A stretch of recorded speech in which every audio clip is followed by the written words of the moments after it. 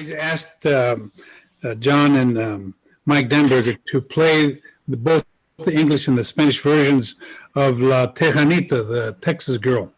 That's that conjunto music that's really popular on the border states that I've been talking about. Today, this Wednesday is the last time that you'll hear them on this particular Zoom.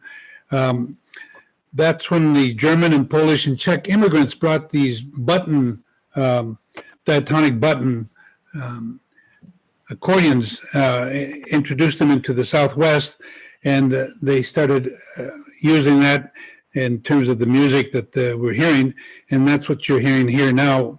So they have every year a folk music festival that features all of these Tejano music called Mex or Tex-Mex music, and they are equally conversant, very comfortable going back and forth between English and Spanish between the residents in the Southwest, as I mentioned about Kathleen Thomas's father being the president of the Rotary Club of Nogales, Arizona, who was as fluent as Kathleen.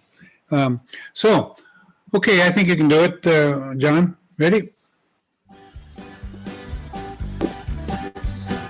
Voy a cantar estos versos, aunque yo no soy de aquí. Yo soy puro mexicano, soy de San Luis Potosí. Caminando y caminando. Pretty cheerful music, huh? There you go. Llegado a San Antonio, me encontré muy buen trabajo y también con el demonio.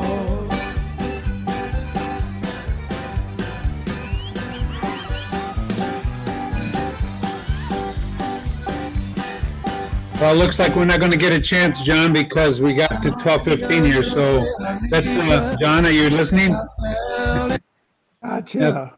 Yeah, cut it here so we can start off the program. We're at 12:15 and 45. So let's welcome everyone, the Rotarians and guests, to meeting number 5,283. We were founded in 1914. The January birthdays are David Oldfield with Comerica Bank, one of our major sponsors of our annual gala this time. It's called the Fiesta de Gala Rotaria, May 5th, for the Cinco de Mayo. He joined the club in 2015. And the other one is Maria Mendoza. She handles the customer service and contract compliance for Cal Waste Solutions. She joined in 2019, was it? So welcome to them. Happy birthday. And now we got Uncle Clarence Stone, Larry's nephew here with California Equity Group.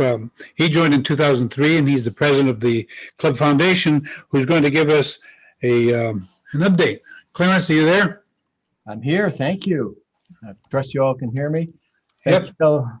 Thank you, fellow Rotarians. Just a quick update for you, particularly regarding the annual campaign. Many of you have contributed more than the minimum amount. Lots of Rotarians contributed 1,000, 2,000, 3,000, 5,000. And I just truly, the foundation board wants to thank each and every one of you. Hopefully you're present to hear this.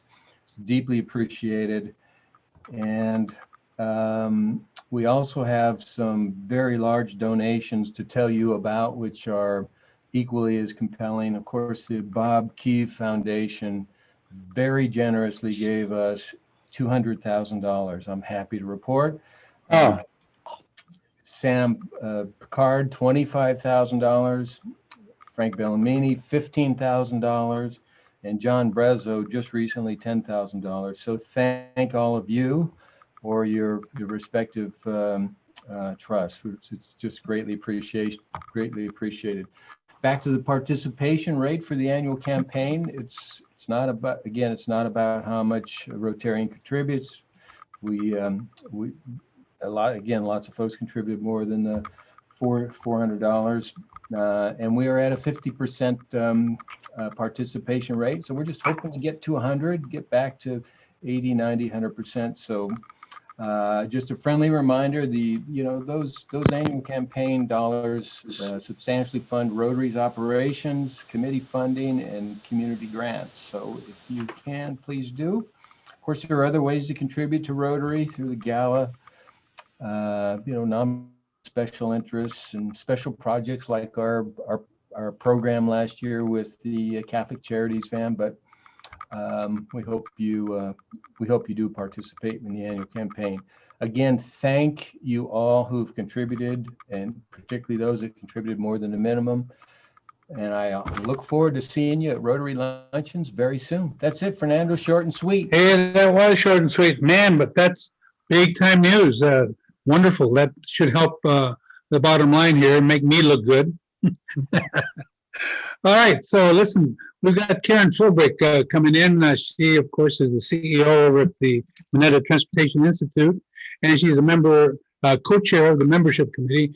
She is going to introduce Larry Stone and Suzanne St. John. Well, thank you so much, my dear Fernando, and good afternoon, friends. I have the pleasure of also serving as a director for our club, and I was just delighted when our dear President Fernando declared his focus on diversity, equity, and inclusion. And today we continue this discussion. We really want to focus on ensuring that our club cultivates a diverse, equitable, and inclusive culture in which people from underrepresented groups have greater opportunities to participate as members and, very importantly, as leaders. You might recall in September, we heard from our own Rod Diridon and Nuria Fernandez about successful recruitment strategies. Today, we'll hear, as you heard earlier, from our own Larry Stone, who joined our club in 1995, and Suzanne St. John Crane, who joined in 2010. Both of these superstars have proven track records of recruiting successfully with an eye on diversity as well. And so without further ado, let's hear from Larry and Suzanne. Thanks so much, Karen. Appreciate it. Hey, Larry, you want to kick it off or you want me to? I'll start. Go for it. And question always is, why does anybody join an organization like Rotary? Well, what you hear from most people, it's service, to give back. But there's usually another reason. It's because they feel comfortable. So why do Rotarians leave the club? Too often it's the same reason. They're not comfortable. I know it's difficult for those of us who love Rotary to understand that. The bedrock of our club, of course, is our weekly luncheons and outstanding speakers. Regrettably, too many Rotarians are not actively engaged in our committees. Our speakers have never been better because Zoom, we can get people from all over the country, but our attendance is down probably 20 to 30%. So it's more difficult to keep members engaged during the COVID pandemic with weekly in-person meetings and the socializing that comes with that experience. Well, let me give you my personal experience during my year as Rotary president in 2010. At the beginning of my term, female membership in our Rotary Club was about 23%. I established 5 teams of 5 female Rotarians each and appointed a Rotarian leader for each team. I called it the Venus Project. The team that recruited the most female members during that year, I treated to a luncheon at the Capitol Club. I also included a couple of members from other teams who were successful in recruiting new members, even though their team didn't win. The result, over 6% of new members that year were female. A gimmick? Sure. But the outcome, it made both team members and the new Rotarians more comfortable. And we're recruiting women in groups, which created a comfort zone in itself. So each year, I set a personal goal of recruiting 2 new members. Sometimes I meet that goal, sometimes I don't. And a few times I've exceeded the goal. What is interesting is about 60% of the members I have recruited since that time have been female professionals. And most of them I didn't know for very long before they joined.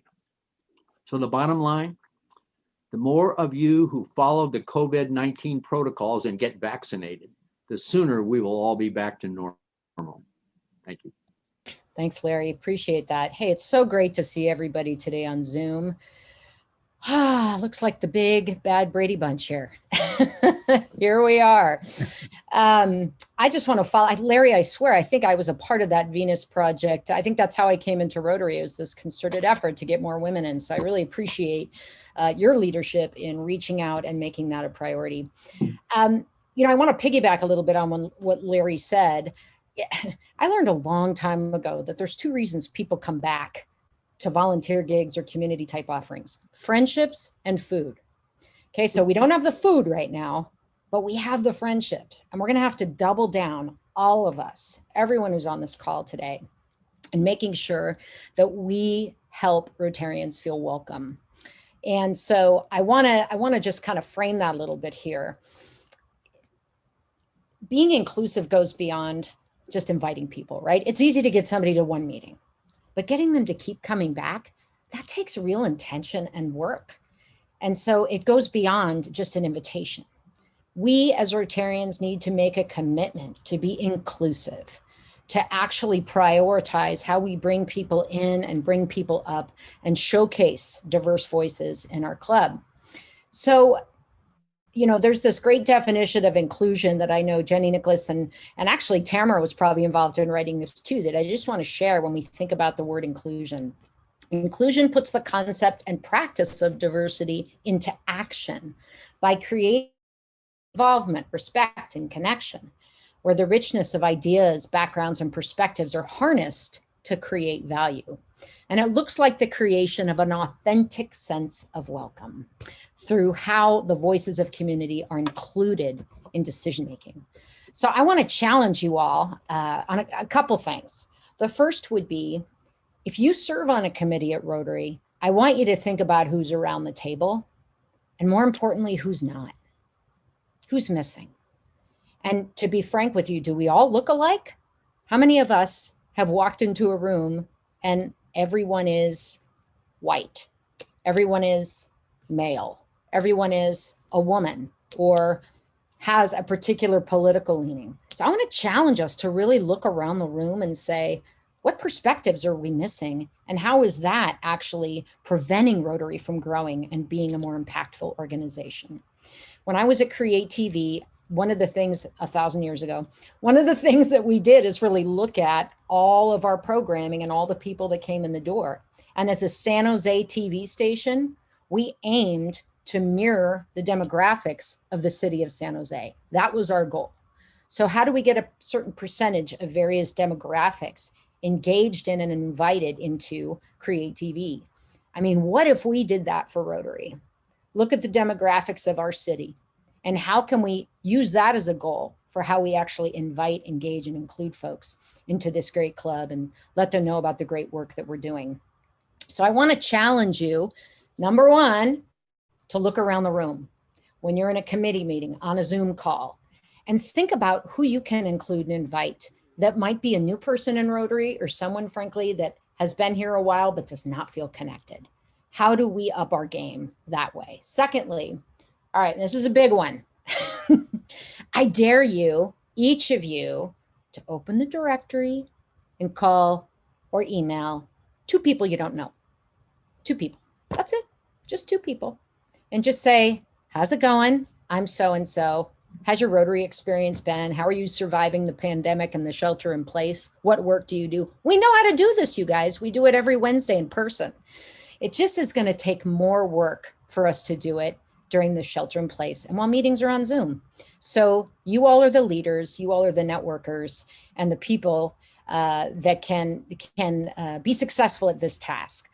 I almost wanted to copy something we did in the ALF where we made everybody go out to coffee with someone, or gave you a person to go have coffee with and you had to go call them. I'm going to trust that everybody's got a directory and we can all pick up the phone or shoot off an email. So can I just get a show of hands? How many of us are willing to do that? Willing to do that and just reach out to 2 people you don't know in Rotary? Give me some Rotary love here, people. Just 2 people. 2. Awesome. I love it. that is our presentation. In order to keep Rotary growing and to keep our club thriving, we need to really pay attention to inclusion and who's not in the room, not just who is. Thanks, guys. Wonderful presentation by both of you. I wish I had talked to Larry Stone earlier, before I began my presidency, because I could have used that Venus project. As it is, my thought was to include more minorities and more women, and I've tried to do that, but I didn't do it in as much of a studied approach as Larry clearly did. And of course, his success in bringing in Rotarians is matched perhaps by Rod Diridon. The two of them have been really exemplary for us, and both having Nuria Fernandez and Suzanne St. John Crane to talk to us gives us 4 different perspectives on how to approach this. You know, we were afraid that we might be losing some members because of this pandemic. And it's thanks to the work of a lot of our committee members that we only have had relatively few leave. Many of them relocated, like Safra Katz, by the way. I went to Austin, Texas, and several others had changes in their business program so that they couldn't stay with us. But by and large, most of our Rotarians that were members before the pandemic are still with us, and for that I've got to say I'm very thankful. But this idea that Suzanne came up with of calling 2 people that you don't know, actually pretty cool, because you know we have 450 members in our club, but less than half actually participate in these weekly meetings, or even maybe half of that because of the COVID thing. You never know how many really tune in afterwards, after hours, or on some other days because they can't make it on that particular Wednesday at noon. But my thought is that we ought to thank a lot of our Rotarians that we don't recall seeing in Rotary, because what they're doing is they're paying their dues because they believe in Rotary. They believe in our mission and our objectives and what we do for our community, enough that they continue to send in their dues, even though they may not be able to join us, either for health reasons, age reasons, or they've got other matters to attend to. But I think we owe them a great debt of gratitude for continuing to be members and to continue sending us their dues, because that really makes a big difference in what our committees can do. Our 50 committees I've been receiving responses from a lot of these committees, and I'm amazed at how much work many of them have done. Some of them you can't because you need the in-person meetings, but I'm very impressed with the number, as you will be when I put together this list of what they've done and send it out to everyone toward the end of my term. Now we've got a new member introduction. My dear friend Valerie Bernice wasn't able to join us when she was going to be introduced the first time. She was under the weather because of the health issues that she has, but I understand she's healthy and she's on the line. Are you there, Valerie? Yes, I am well today. Thank you so much. And well, you got 3 minutes to tell us who you are, where you're from, what you do, everything. Go. Well, first, I'd like to thank Helen Lambert, Gay Crawford, and of course you, President Fernando, for the opportunity to become part of Rotary. I live in San Jose with my husband, Tom. Have been here for 25 years, originally from New York, metropolitan New York, and spent the first half of my life in New England. As you see on the screen, I'm currently a CFO at IX Systems. I've been a finance professional for longer than I'd like to admit. I've done a lot of volunteerism, everything from cystic fibrosis, autism, hospice, done strategic planning for the San Francisco Ballet, did a stint with the San Jose Ballet. I'm really excited to have an opportunity to meet a lot of people. I say to Suzanne, if you've done fundraising, you don't call 2 people, you can probably call 200 people. So calling 2 people is a pleasure to do, an assignment today. But I look forward really to meeting more people that I don't know and to getting involved in community projects. So thank you for inviting me to join Rotary. Well, that was short. You had a whole 3 minutes, and I think it took a minute and a half, Valerie. By the way, Okay. she doesn't tell you, but her husband, Tom, is a classical pianist, just a wonderful talent. And it's a pleasure to have you in our club as well, Valerie, as well as being your friend. So welcome. And now we've got Todd Langton, formerly a Rotarian in St. George, Utah. And he's now with New York Life Insurance. Todd, are you with us? Yes, I am. Take it away. Is the presentation up there, the PowerPoint? All right, good. Well, I've been a Red Badge now for 7 months, and I just want to thank Helen Lambert and Terry Chapman for the great job they've done on the on co-chairing the Red Badge Committee. And at one of our meetings last summer, the idea came up of we need to do a project. And so we, Julia Castro and Valerie Bernice said, hey, we ought to get some hygiene kits out to the unhoused. And so that's what started that. And just really pleased that we were able to do that. Just 1 second, let me pull this up. I'm sorry, got the PowerPoint issue going on. So we chose the hygiene kits. And what is a hygiene kit? It's a toothbrush, toothpaste, deodorant, body wash, shampoo, sanitizer, washcloth, and a shaver. And we got a volunteer from Mauricio Cordova and Gisela Bushley at Lowe's and Fishes to host this event. Trying to move on to the second slide. I'm having a hard time doing that. Just one moment, sorry. I had all this all geared up and ready to go. We know about techs. Yep. Yes, and I thought I was going to do a great job at this today. Apologize. Mm-hmm. Well, just tell us what the slide would be. It's okay. Yeah, okay. Well, anyway, we had, bottom line was we had 20 volunteers to meet at Lowe's and Fishes and do the project. And I'm butchering this. I apologize. Hold on. Here it is. We had, we met at Lowe's and Fishes at their new building on Berger. Mauricio and Gisela had everything lined up for us. It was very, very well run. We had, everything was set up in cubicles. Had about 17 people that came and attended live on the project. And we had 7 people doing the remote work.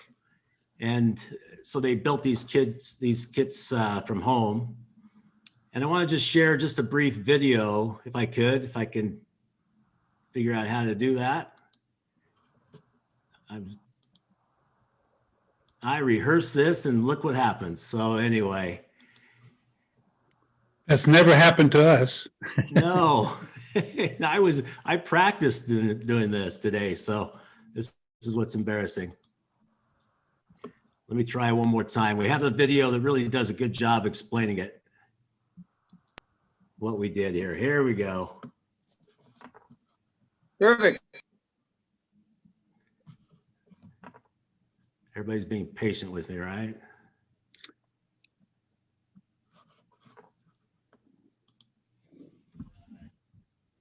Getting a little video. Hello. Yes, video. I'll turn the sound up.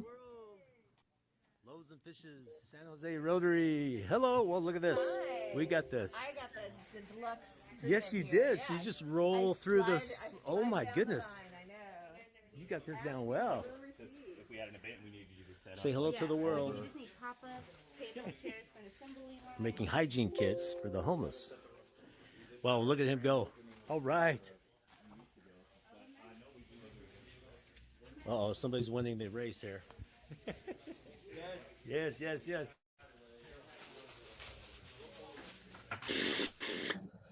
There she goes. Hey, you want to introduce yourself and say hi to the world? Hey world, I'm Irma. I'm here stuffing bags, which is, All right.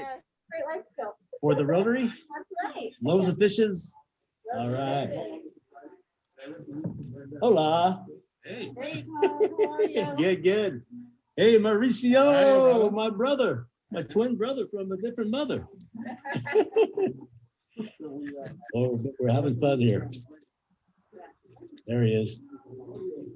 We're gonna make you guys all famous. You got 20 minutes there, Todd. Okay, You 20 want seconds. a little, 20 seconds, sorry. Seconds, right. What you are doing here is you are helping Loaves and Fishes make sure that the folks that we serve not only have a hot, nutritious meal, but also have a hygiene kit that they can carry with them and transport, and that's good. Hey, Todd, the video stalled for us. Okay, So it's a wonderful blessing for us. I apologize. All right. Well, thanks, Todd, for bringing this information to us. I'm sure it'll get more polished because what you gave me is an idea, and that is that at some future meeting, I'm going to ask our club to feature the photographs of all the members of the Red Badge Committee so that we can see who you are and what you look like. So I'll pass it on to our staff.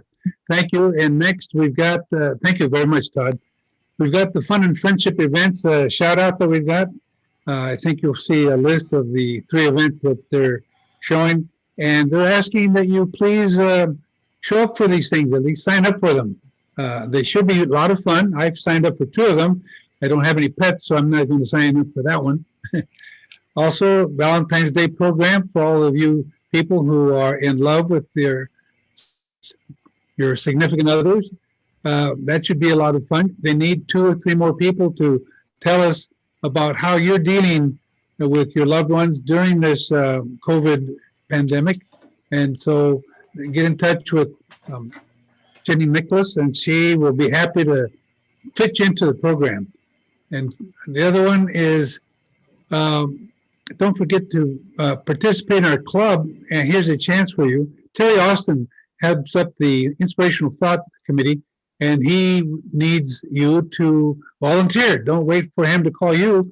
You call him and tell him, hey, Terry, when can you put me in? And I'll be happy to do it. It's just 3 minutes, and you get a chance to share with the rest of us. All right, so now we're over to Jenny Nicholas, Chief Impact Officer at ALF. She joined Rotary in 2009, and she'll be introducing our program speaker.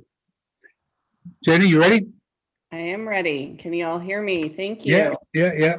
Great. I am more than pleased to welcome my friend and sister, Tamara Alvarado, and her work in this community. She is currently the program officer at the David and Lucille Packard Foundation local grant making program, and this is a new role to her, although she's not new to her work in this community with many cultural, civic, arts groups over the years. Her portfolio will span 5 Bay Area counties in San Mateo, Santa Clara, Santa Cruz, Monterey, and San Benito. The portfolio invests $4 million annually to advance creative, environmental, and civic organizations connecting people to art, nature, and their communities. Tamara has been known to many of us through her various roles. Previously, she was at the Leo M. Shortino Family Foundation. She's also been with the School of Arts and Culture and MACLA, and she currently serves on WESTAF, Western States Art Federation Board, which is a national board. Tamara is a Stanford graduate from the Chicano Studies program at Stanford University and a traditional Aztec dancer for over 20 years and a member of Copuli Tolec Aztec Drum and Dance. My sister, my friend, I welcome you. We look forward to your words today. Thank you. Thank you, Jenny. I appreciate it. And it's so good to be here in Zoomland with you all. I appreciate this opportunity. Hi, Fernando. Hi, everyone. And thank you, everyone who's been sending me direct messages. I really appreciate that. And it's just great to be here. I do want to share something quickly that's kind of fun to share. It's my Outstanding Student Award from the Escondido Rotary Club in 1987. So I just want you to know that some of us hang on to these things. I know the reflection is kind of bad, but you can see the logo there. So I thought I would share that because I knew one day it would come in handy. They recognize your talent early. Yeah, 1987. I was headed out from St. Mary's parochial school to University of San Diego Catholic High School. And so the Rotary of Escondido decided to give me an award. And I think they gave me a little scholarship too. So that was very nice. Well, hello, everyone. I'm going to share my screen. Let's see, I'm going to share my screen, put this up here. And all right, here we go. So in the spirit of trying to not waste your time, I did script myself a little bit, and I'm going to share a little bit about racial equity and philanthropy. Some people talk about it like advancing equity and philanthropy. As I was finalizing my slides, I thought, what the heck title did I give this presentation anyways? But bottom line, it's about what are some of the advancements that are being made in philanthropy in terms of racial equity. Okay, so first of all, can you see all this? Yeah, okay, cool. Yeah. So I would be remiss, having had access to theater arts as a child and a young adult, to not provide the script. And Suzanne, I know you appreciate that, and all the artists appreciate this. We're going to start out with a land acknowledgement, and I'm going to share a little bit about myself, and then I'm going to share a little bit about what I'm seeing in terms of the national, regional, and local work in terms of equity in philanthropy, as it is the hot topic of the day. And I think it's fantastic that you're talking about this, because the Rotary is also a philanthropic institution. And I thank you for that. So let me see. All right, so some of you are probably familiar with this. I'm sorry, let me back up just a little bit. I do want to say thank you to you, President Salsueta, for your leadership and for your selection of the themes for this year, the Speaker Selection Committee, Supervisor Susan Ellenberg, who apparently heard me speak on some 103-degree day at Vegilution for their annual fundraiser, and thought I might be good for this. And Jenny Nicholas, of course, and the American Leadership Forum's Diversity, Equity, Inclusion, Liberation Affinity Group, Go Cohort 1. And of course, all of you today that are here listening to yet another Zoom. So I appreciate you all, and thank you for doing that. In the spaces and places that I work and organize in, it is traditional to acknowledge where we are and to do an acknowledgement, so you can listen and take a look at what is stated there. So I acknowledge that San Jose sits on the traditional lands of the Muwekma Ohlone people, and pay respect to elders both past and present. Based on the information on your website, which resonates with my experience of you, the Rotary Club of San Jose benefits the community and our world through action, integrity, service, and fellowship. It's important to reflect on these values in relation to the very location of your home base, San Jose, California, with all of its rich diversity, our rich diversity, and stark disparities. We are located on the land first inhabited by the Ohlone people. Long before any one of us was here, unless you are actually Muwekma, this area was home to the Ohlone. The Ohlone still have a presence today in San Jose and throughout the Bay Area. The present-day Muwekma Ohlone tribe is comprised of the known surviving American Indian lineages aboriginal to the San Francisco Bay Area region, trace their ancestry through missions Dolores, Santa Clara, and San Jose, and who were also members of the historic federally recognized Verona Band of Alameda County. The Aboriginal homeland of the Muwekma Ohlone tribe includes the counties listed, including ours. Let us acknowledge with respect and reverence for the Muwekma Ohlone people who have stewarded this land throughout the generations, while not forgetting the colonization of this land. I encourage you to visit their website and become aware of the present day issues of importance to this tribe.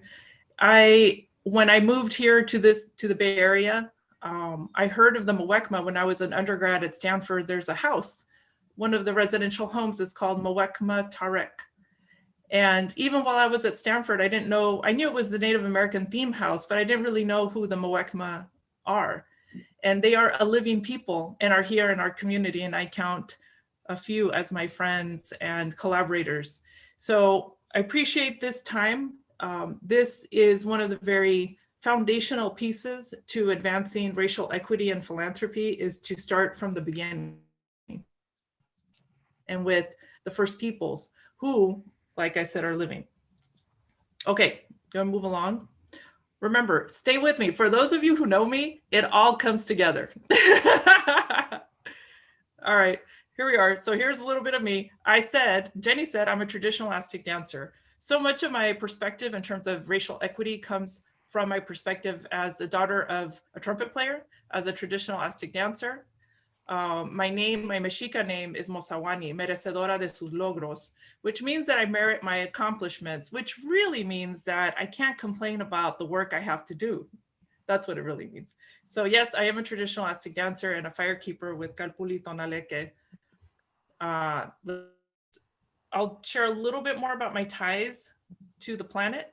And this starts in the mountains of southwestern Jalisco, Mexico, where my mom worked the land from age 3 on. My dad is from the state of Nuevo León. I'm glad you started with a little Tejano music there, Presidente. In 1922, my dad and his family were chased back to Cadereyta, Nuevo León, from Harlingen, Texas, after experiencing extreme racism. They were a family trying to open the family trade, a bakery, a panaderia. They were met with, like I said, extreme racism in Harlingen and decided to move back. They no longer wanted to live in a community where their lives were in danger and signs were listed everywhere about who was wanted and who wasn't. My parents met in East LA in La Casa de Lalo Guerrero. Lalo Guerrero is an important Chicano singer-songwriter who has passed. And he had a nightclub in East LA, and that's where they met. He was, like I stated, a professional trumpet player. My mother was a housekeeper, and we used to clean houses with her as well. They raised us, my sister and I, in Southern California. My mother expanded her English at the local Salvation Army. We received bags of food and toys from St. Mary's Catholic Church. And my father managed to get a job at the Rancho Bernardo Hewlett Packard plant, which is pretty interesting now that I work at the Packard Foundation. We look forward to summers and winter breaks, returning to Mexico and to our roots and to the adobe structures that still stand today on that very land that my mother worked as a child. We were and are a family that worked, kids included, received support from local nonprofits and churches, and contributed to the vibrancy of our community. Like Jenny stated, the things that I've done, I would only add that I'm also on the board of SV Creates.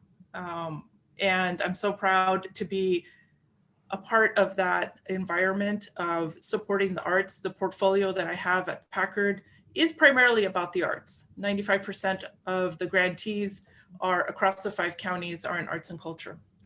Okay, I already shared a little bit about that. A little bit more gratitude, having been at MACLA and at the School of Arts and Culture, and multiple times have received the support of the Rotary grants for equipment. It's so important. The fancy pants projector that is in the 500 plus seat theater at the Mexican Heritage Plaza was primarily purchased with funds from this Rotary. So thank you so much for that. I know I'm not the boss lady there anymore, but it's okay to say thank you. Alrighty, so let's move along. Oh, wait, did I move fast?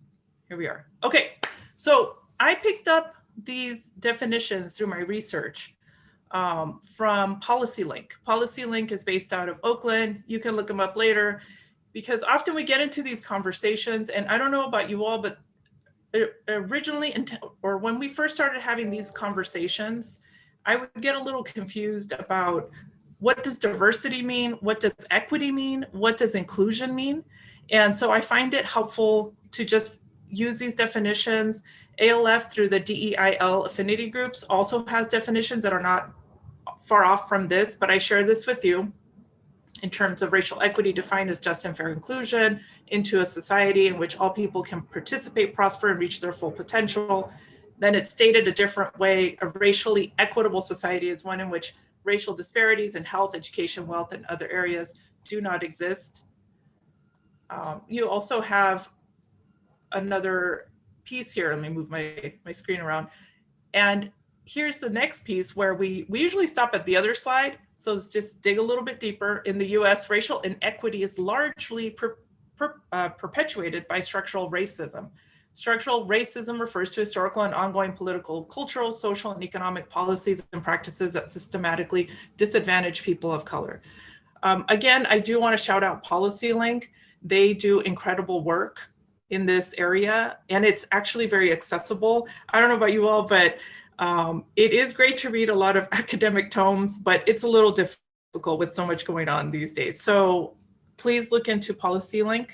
That's one of the sources that I go to often. Okay, so let's jump into it because Jenny, I'm going to need for you to probably text me some of those wrap it up or 5 minutes or one of those types of texts. That'll be helpful so I can visually see that. Okay. So let me talk to you a little bit about, this is not meant to be a comprehensive, sort of workshop. Let me tell you all the things. This is from my perspective, from what I'm seeing, right? One of the great things about working at Packard is that Packard is an international, national, and local funder. And one of the things that I found attractive, surprising in a good way, was the commitment that was made August 5th of 2020 by the David and Lucille Packard Foundation Board of Trustees. They set aside $100 million towards racial equity and justice work. And this is, if you've been around the Bay Area and you know Packard, you know that they're fantastic people. It's a wonderful institution. They're very supportive of the arts of the entire community. And they're not necessarily known for being way out there in terms of talking about racial equity and justice. They fund the groups that do that type of work, but they're not necessarily the ones out in the front talking about it. So I put a little quote here from the public letter that was posted on our website. How is the Packard Foundation perpetuating racism, inequity, and injustice? And how will the Board of Trustees and staff change to address the tragic history of our nation? Tragic history our nation has never fully confronted. And this is a question that David Packard, or the board chair, posed to the institution and to the trustees and out into the world. So this is something that I share with you to give you a sense of, from my perspective, some of these organizations that have been around for quite some time and you would consider to be pretty conservative, are putting some serious money and significant money into this work. And I know there'll be time for Q&A, so I'll kind of keep it moving. Here's another, if you will, conservative organization. The Andrew W. Mellon Foundation has a new project, 5 years, over 5 years, $250 million for the monument project. Quote, it'll broaden our understanding how we define commemorative spaces by including not only memorials, historical markers, public statuary, all of that. What is that actually? It's money to have a different kind of conversation about public monuments. And I bring this and I share this with you all because there is a conversation in our own community about just that. Has been going on since during the pandemic. Everything from a mural downtown that depicts Fallon to the Fallon statue. And across the country, there's this conversation around that. I personally was pretty surprised to see this coming out of the Mellon Foundation. And I encourage you all to check it out. And I also encourage you to get involved in the conversation that the city of San Jose is hoping to have, not hoping to have, I think they're actually scheduled to have sometime this week. Let's see. All right, and then a little bit more locally, if you will, the California Arts Council. This is the California Arts Council. So I want to, as Madam Chairwoman of the Western State Arts Federation, I understand through my colleagues across the 13 member states who are the executive directors of state arts agencies, this kind of work around racial equity it's difficult, right? It's difficult. It can be difficult, but the California Arts Council has established a racial equity statement. You can check it out, and acknowledges, right, the historic role that government has played in creating and maintaining racial inequities. So I wanted to put an example that ties into what's happening here in the community and comes from this community, as well as the Administrators of Color Fellowship. This was inspired by the MALI program, the Multicultural Arts Leadership Institute, of which Roy Hirabayashi, Raul Lozano, and I are co-founders of. Grew up at First Act Silicon Valley, and then has been living at the School of Arts and Culture.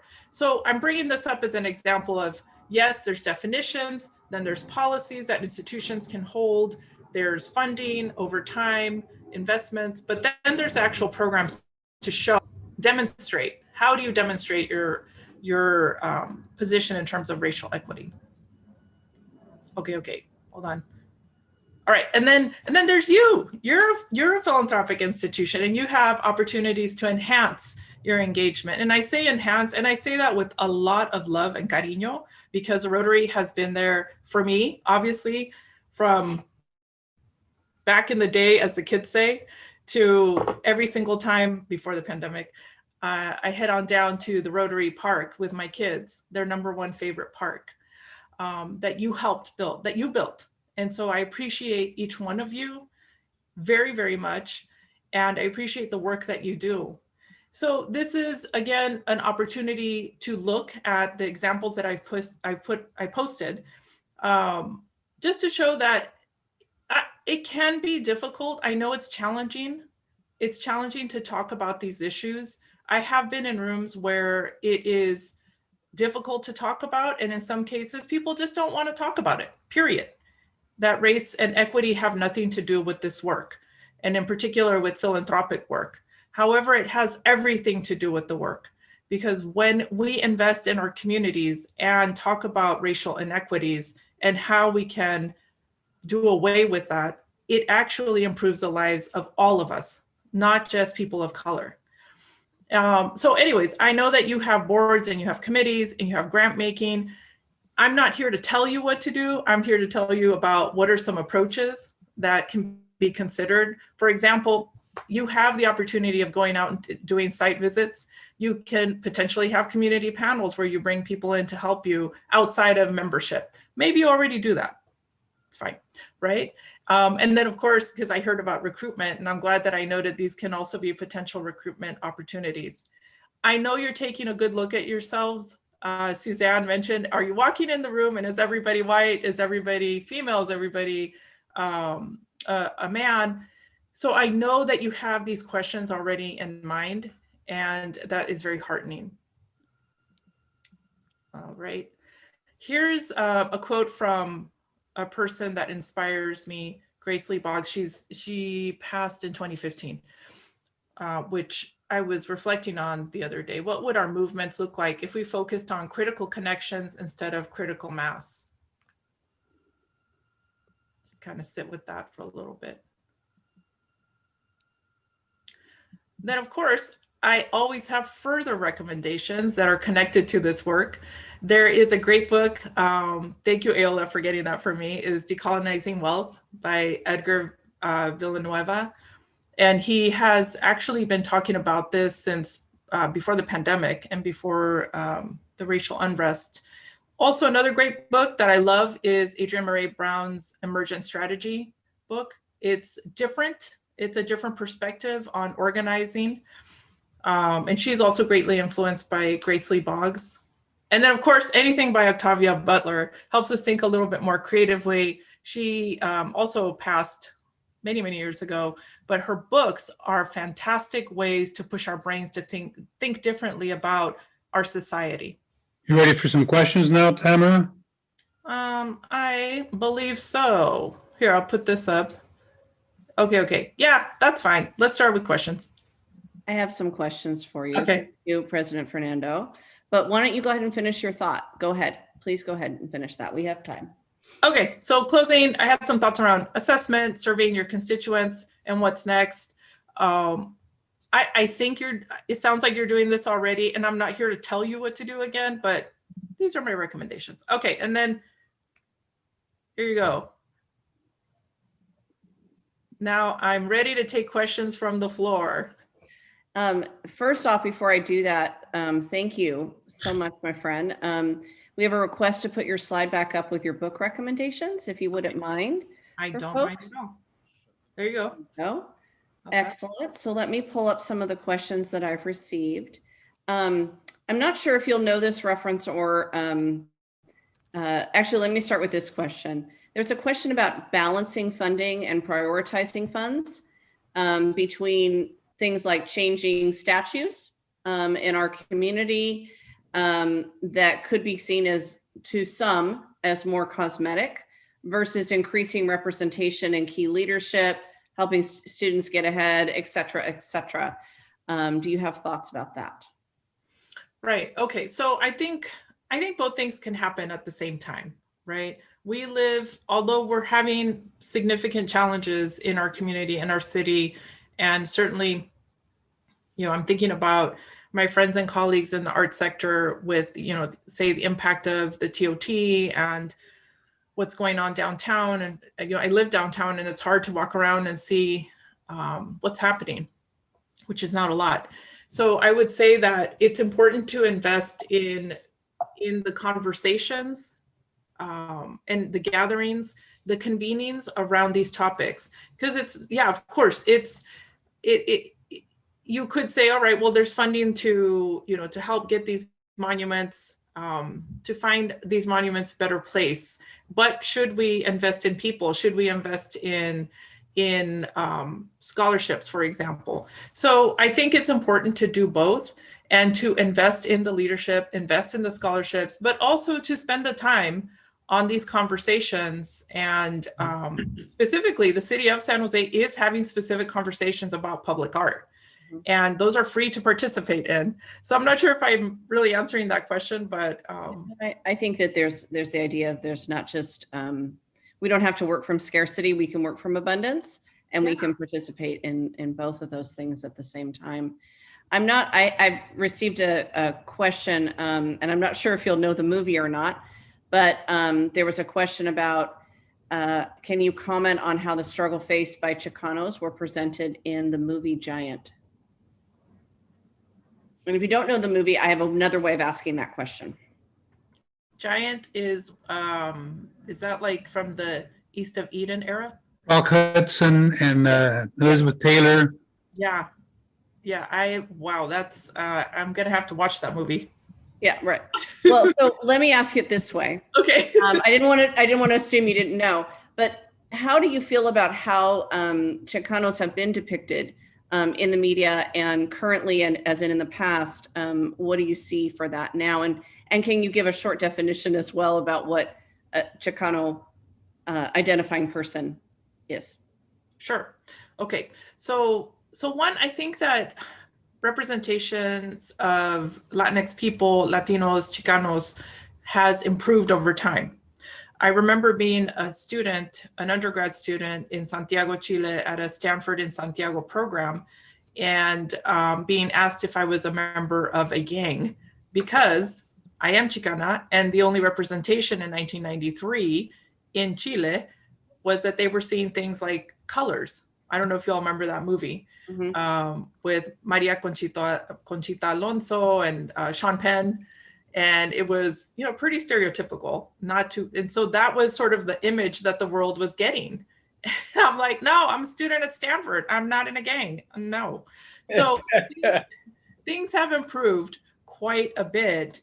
I think that entities like Netflix are helpful, where it's a bit easier for filmmakers to I wouldn't say it's ever easy, but it's a bit easier for filmmakers to get their creativity out to the world, because you don't have to depend on television per se. So I think things have improved greatly. Everything from now, you can actually go on to Netflix and have, you know, access to, like, for example, Selena, the miniseries, and people had whole opinions about everything about that.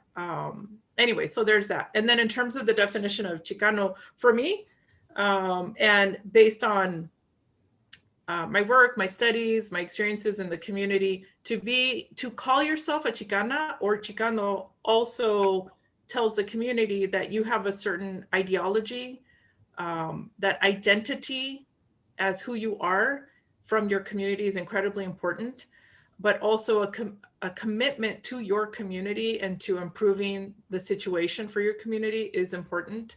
And there's speaking up and speaking out. So I was raised that way by my parents. You know, when we had Chicano Park in San Diego, and we would go and attend all the cultural activities, but we were also on the picket line when our public school was slated for demolition.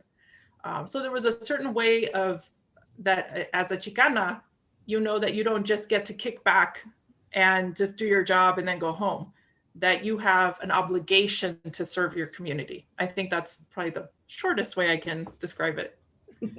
I know it's hard to do in a quick thing. I appreciate that. Yeah. I am also receiving questions about how the Ohlone tribe is doing financially and in their work in the community, and if they have major needs. And I'm not sure if you're aware of any of that you can share, or we can direct folks to the website. Yeah, I think the best way is to definitely go to the website. The chairman, Charlene Nijme, is somebody that I think you should have come and speak as well. She's fantastic. Another person who would be great is the chairman of the more southern tribe, the Amamutsan, Chairman Valentin Lopez, and his work with the Sergeant Quarry. He would be a fantastic person to also connect with. And Megan over at Green Foothills has been doing a lot of work with them. Yeah. So there are definitely needs. The pandemic has been very rough on these communities. So thank you for that question, whoever asked that. And why don't I follow up with some connections there?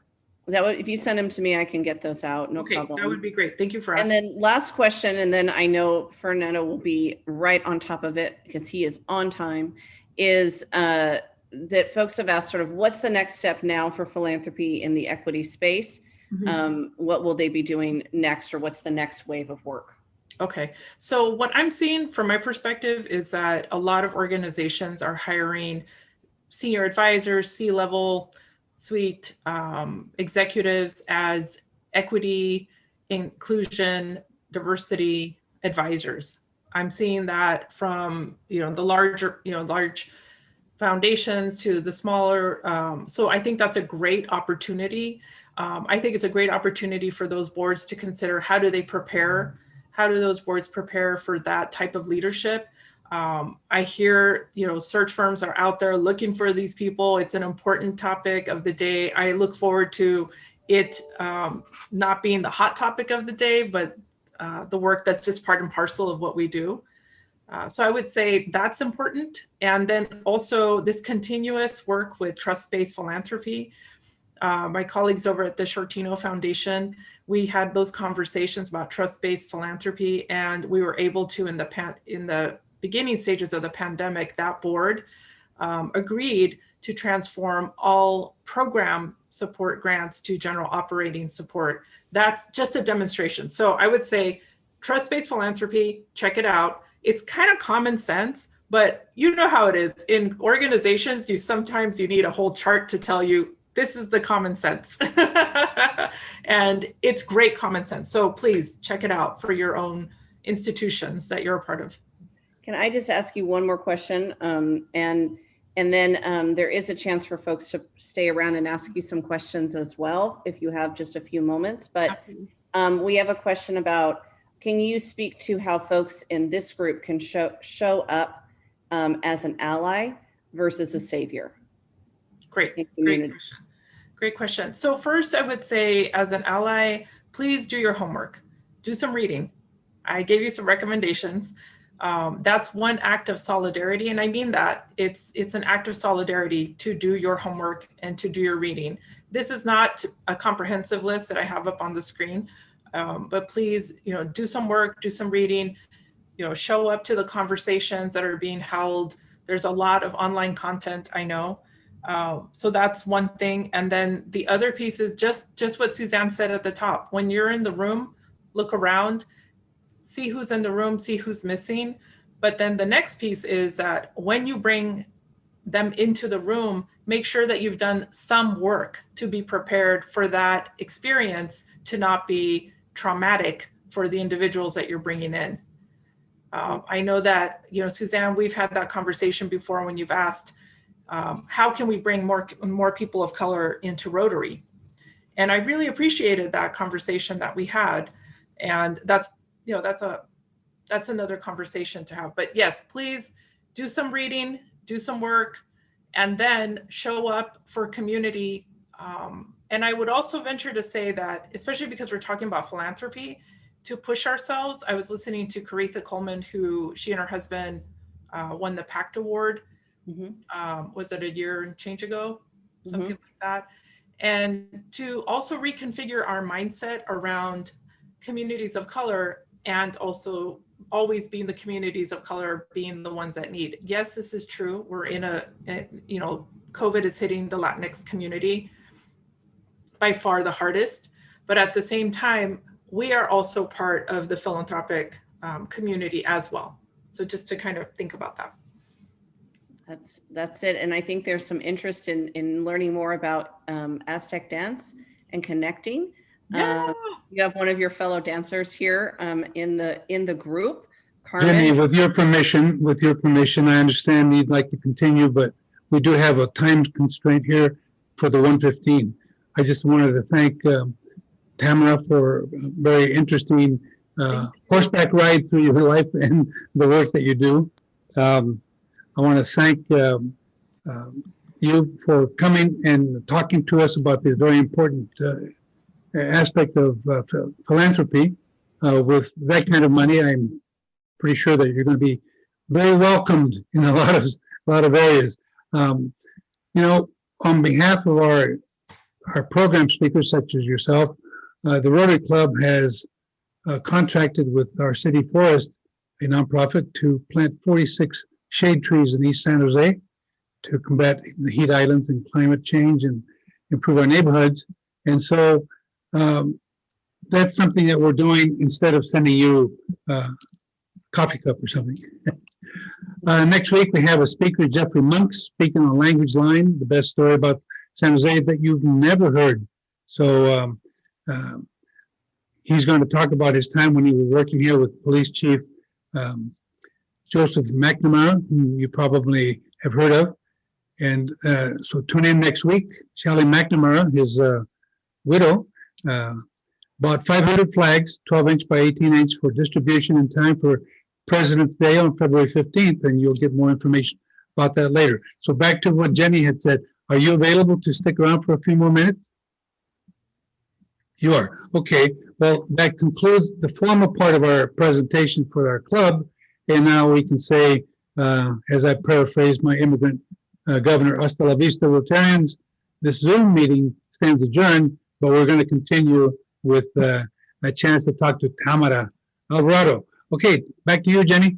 Hasta la vista, Fernando. All right. Just wanted to say thank you again, my friend, for being here and for all of your words. And so you've answered a few questions really fast in the chat. You've been offered a question about if you had $100 million, how would you spend it? My first thought was, it's not enough, you need more. But you might want to talk about that a little bit if you like. Sure. I'm biased. I think that artists and arts organizations and creatives are part of what weaves us all together. And I think it's incredibly important that we know, especially everybody has said it, right, during the pandemic. I don't know about you all, but I've watched all 9 of the Star Wars movies because we've had time to do that.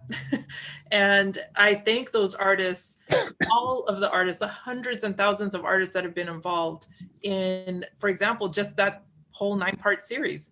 So when you think about the investments that are being made, that have been made into creatives, whether they become a traditional artist or not, you hear that all the time from these tech firms about how they need people who can think creatively. So anyway, so there's that. I answered quickly because I thought I'd have to kind of jump off, but I did mention advocacy. I think that maybe it's not 50 million on advocacy, maybe it's less, but a good portion, because I do think it's important to message the importance of the work of the nonprofit sector. I did not even understand in retrospect, I now understand the role that nonprofits had in my family's life. As a child of immigrants, we needed that support. That Salvation Army was there for our family. It provided daycare, provided support, provided English lessons. So anyways, okay, so let me move on to next question. So this looks like there's something that just popped up, that we have our first Latino congressman that was appointed, not elected, in California. And so what's your take on the work we have to do for equal representation in our nation's capital? First, I want to say, hey, what's up, Ramiro? Good to see you. And thank you for all the work you do as a creative in this community. What's my take on the work we have to do to have equal representation in Congress? It's tough, right? Because I've been, on a much smaller scale, I've been the first, person of color, or the first woman of color, or the first Latina, the first this and that. And there's a lot of pressure. It's a lot of pressure on us to deliver, to be perfect, to have the answers all the time. So I think that what my take is that we have to continuously, and I say we, not just the Latino community, because this goes back to when you put in work into a community that isn't yours, it still benefits you. It absolutely benefits you. And it's like the example that people use of curb cuts. When you're walking along, and first it was for ADA compliance, a person in a wheelchair. But, I'm a mom and I've had my kids in strollers, and I thank those advocates, right, who made those changes. So I've talked too much. Rabito, so what I think it's going to take is continuous investment in leadership development. And it's hard, especially for philanthropy, to directly invest in leadership development towards political representation. And I think that's another conversation that I'm starting to hear inside of philanthropy.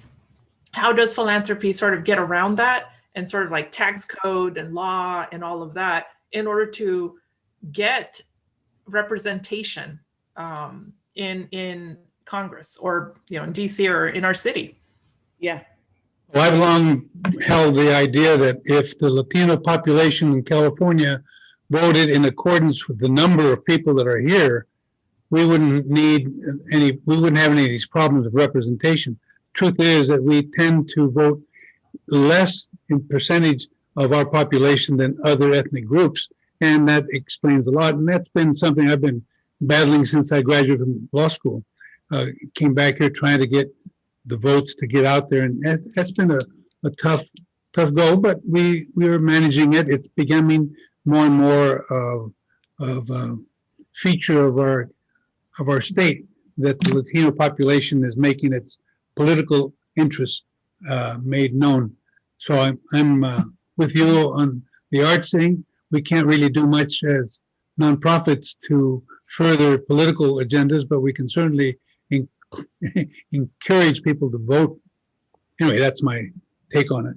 Yeah, no, that's right. That's right, Fernando. I volunteer campaign managed this past spring and summer for my comadre, for one of my best friends, for her school board race. And it was such a great experience to campaign manage in a pandemic and to do precinct walking, which we didn't knock on any doors. But to precinct walk in our very heavily Latino communities, and just seeing it from a different perspective. I live in a Latino community, mostly multicultural, but in some of these very heavily Latino communities where up to 6 to 7 voters were living in one household. And I also took a look at some of the challenges that these communities had. Why do these communities not have the same level of city services that other communities did, right? And when I would see, trash all over the streets, And you have all these cars and vehicles and vans that tell you where people work, and we're in the service sector, right? So busy working, and you have 3 households under one roof. It's difficult to think about voting. It's very difficult. And it's, once in a while I was able to have a conversation, and it's about winning hearts and minds also. But anyways, that's another conversation to have. I see that Carmen, you've had your hand up so patiently. And so I want to be sure I'm calling on you. Thank you. Hi, Mosawani. This is Hi, Carmen from the Aztec Dance too. Yeah. So just happened that the Aztec Dance is on Wednesdays and Rotary is on Wednesdays. So I very often think widely think about what we can do, people living in the same city and so different. Yeah. So what we could do, or what do you think, to put Rotarians to actually meet and greet and enjoy the community of the Aztec Dance or similar communities in general? Yeah, well, in pre-COVID times, I would say, the Native Mexican community, there's Day of the Dead, there's the Aztec New Year celebration that brings thousands of people to Emma-Prish Park, easy to engage. And now it's a little more difficult, right? Our communities, for many good reasons, aren't able to gather as much. So I think that there's opportunities like this where those of us who are bridge builders, like yourself, Carmen, and I, who are in both spaces, and we're the ones that have to be in both, have the great privilege of being in both spaces and inviting our friends. I know I've invited so many of my friends here who have gone, to Aztec New Year and to experience that. So I think we've got to keep hope, right? That we will be back together again. And then the next thing is that don't be shy. If nobody's invited you, ask for an invitation. It's, San Jose, one of the great things about San Jose when I was kind of shopping around after I finished school is that San Jose is so kicked back. It's very laid back compared to San Francisco or Oakland. People don't take themselves as seriously here as in other cities. No shade to those other cities, but this place is a lot more open. And so I invite everyone on this call to say, well, if I'm curious, maybe I can, call and say, hey, can I, come and support with, say, food distribution on a Monday at the School of Arts and Culture and be in community, be in the Latino community. Or maybe I'm going to call Milan over at the African American Community Services Agency and say, how can I be of support? How can I be of service, right? Because there's very limited ways to do it. But anyways, Carmen, it's a great opportunity and message for us, you and I and others, to say, you can also ask for an invitation. So why you are not a Rotarian? We can bring you in. Yeah, you know what? Just saying, Tamara, just saying. I know, right? Yeah, it's definitely been a conversation, and I have some things I need to accomplish. I'm chairing this Western State Arts Federation for the next 2 years, which feels like forever. And then I'll consider it. So Tamara, I know that you have to go to your next thing. And so I want to just be sure that that we thank you again properly for your time and your commitment to our community. And I'm someone who's attended many things that Tamara has invited me to, and they've all been wonderful. And so I encourage you to be in this community with others in your community that are not like you, and learn about the work and the ways in which communities celebrate and worship and care for each other. It really is an important piece of our work. So any last things, Fernando, that you wish to offer to our friend? Oh, Tamara, you should check out the film Giant. I think you would appreciate it. It's well done, and it does talk about a period of the kind of problems that our Mexican community faced more in Texas, I think, than here in California. At least it was more outward and more in your face in Texas, which explains to me why a lot of my Texas Latinos are a bit more militant than we are out here because we seem to be more involved and more stimulated in many respects. We were never treated quite the same way as they seem to have been treated, as you'll see in that film Giant. So check it out on Netflix or one of those platforms. I don't have anything more. We do have, is there anyone else have a question for Tamara? I know you have to leave. Tamara, do you have to leave? I hate to leave, but I got about 4 or 5 minutes. Well, I only ask in case there's anybody who has a question that hasn't been addressed. I'll send my my PowerPoint to Jenny, and if anybody wants to request it, it's certainly available. From my head to you. Well, great. It should be fun giving money away, right? Should be. Yeah. All right. Thank you, everyone, for Thank this you. opportunity. Thank Take you. good care. All right. Thank you, Jenny. Thank you. Bye-bye.